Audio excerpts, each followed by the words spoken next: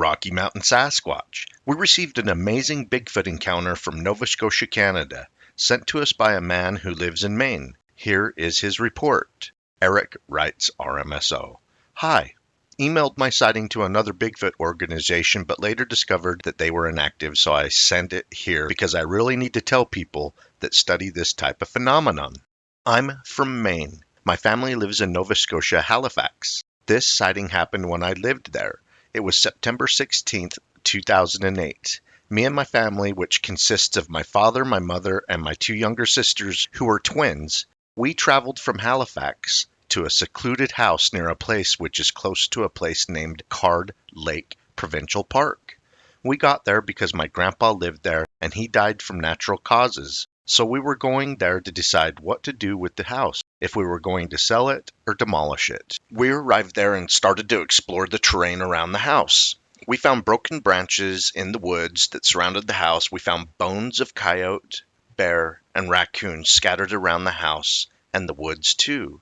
I asked my father if Grandpa was a hunter or something like that, and he told me that he didn't talk to him almost 18 years, and he didn't know what kind of thing Grandpa was up to before he died. We decided to pass a night in there because it was nighttime and we couldn't travel at night in a road with no illumination. In the morning of the following day, my family was having breakfast in the kitchen and I was sitting in a chair at the front yard when I felt a small rock hit my chest. I got the rock in my hand and I looked at the direction where it came from and I saw nothing, only the tree line. I ignored it, and after 5 minutes approximately, a bigger rock was thrown in front of me. It was the size of an apple.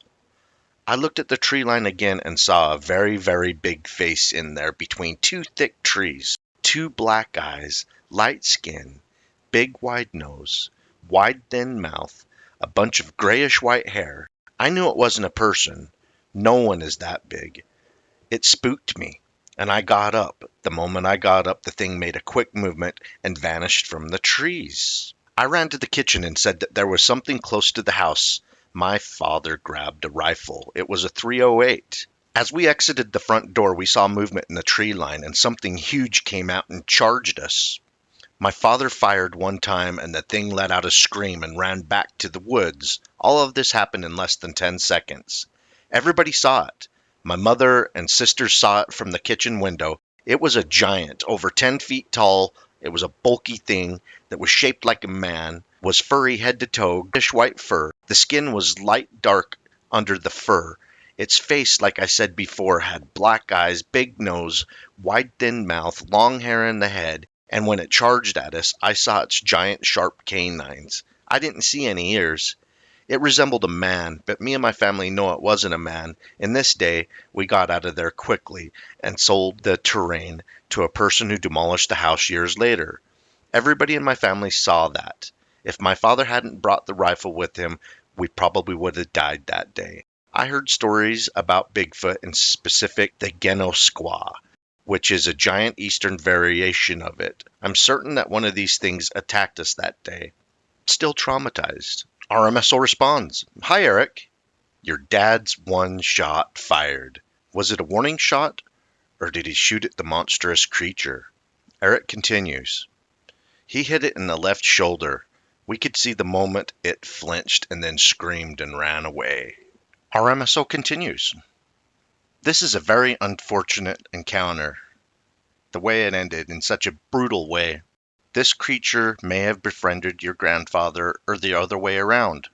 I'm sure it was confused as to where your grandpa was and possibly saw your family as trespassers and may have wanted to run you and your family from his friend's property and home.